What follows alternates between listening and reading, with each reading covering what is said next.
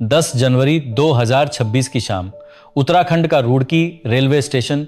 Platform पर आम दिनों की तरह ही भीड़ भाड़ थी। यात्री अपनी अपनी ट्रेनों का इंतजार कर रहे थे। सर्दियों की रात थी, कोहरा हल्का हल्का छाने लगा था। इसी भीड़ के बीच एक ट्रेन आकर रुकती है जो सहारनपुर से हरिद्वार की तरफ जा रही थी। ट्रेन की एक बोगी में खिड़की के पास एक लड़का बैठा हुआ था। चेहरे पर हवाइयां उड़ी हुई थीं, आंखों में एक अजीब सा डर था। उसके ठीक बगल में एक लड़की बैठी थी जो खामोश थी, गुमसुम थी। उस लड़के ने सामने बैठे एक अनजान यात्री से बड़ी विनती करते हुए कहा, भाई साहब, क्या मुझे आपका फ़ोन मिल सकता है? मुझे घर पर एक बहुत ज़रूरी कॉल करनी है, मेरा फ़ोन बंद हो गया है। सामने वाले यात्री ने पहले तो मना किया।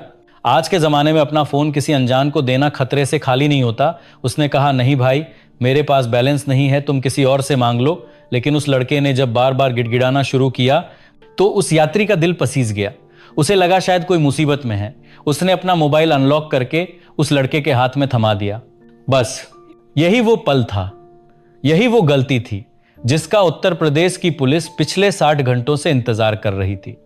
उस लड़के ने कांपते हाथों से एक नंबर डायल किया।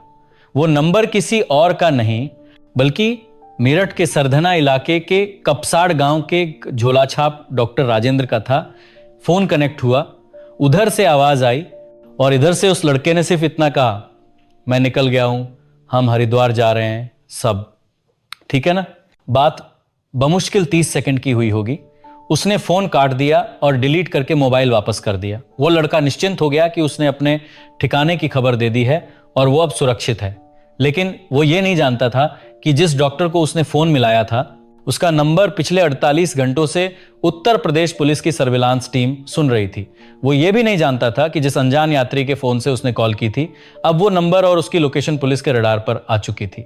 ये कॉल ट्रेस होते ही मेरठ से लेकर हरिद्वार तक पुलिस के वायरलेस सेट घनघना उठे। लोकेशन ट्रेस हो गई है, रुड़की स्टेशन, ट्रेन निकलने वाली है, उसे किसी भी हाल में जाने नहीं देना है। दोस्तों, यह कहानी सिर्फ एक फोन कॉल या गिरफ्तारी की नहीं है। यह कहानी है उस खौफनाक मंजर की जिसने पश्चिमी उत्तर प्रदेश के एक गांव को छावनी में तब्दील कर दिया।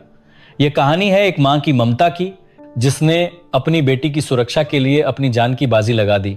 यह कहानी है उस बेटी की जिसके सामने उसकी मां की नृशंस हत्या कर दी गई। और यह कहानी है उस समाज की जहां प्यार, नफरत, जाति और सियासत ने मिलकर एक ऐसा तांडव मचाया कि हर किसी की रूह कांप गई। आज मैं आपको मेरठ के बहुचर्चित कपसाड़ कांड की एक एक परत खोलकर बताऊंगा। वो सच जो अब तक छिपा हुआ था, वो दर्द जो खबरों की सुर्खियों में कहीं दब गया। कहानी की असली शुरुआत होती है इस गिरफ्तारी से ठीक 2 दिन पहले। तारीख थी 8 जनवरी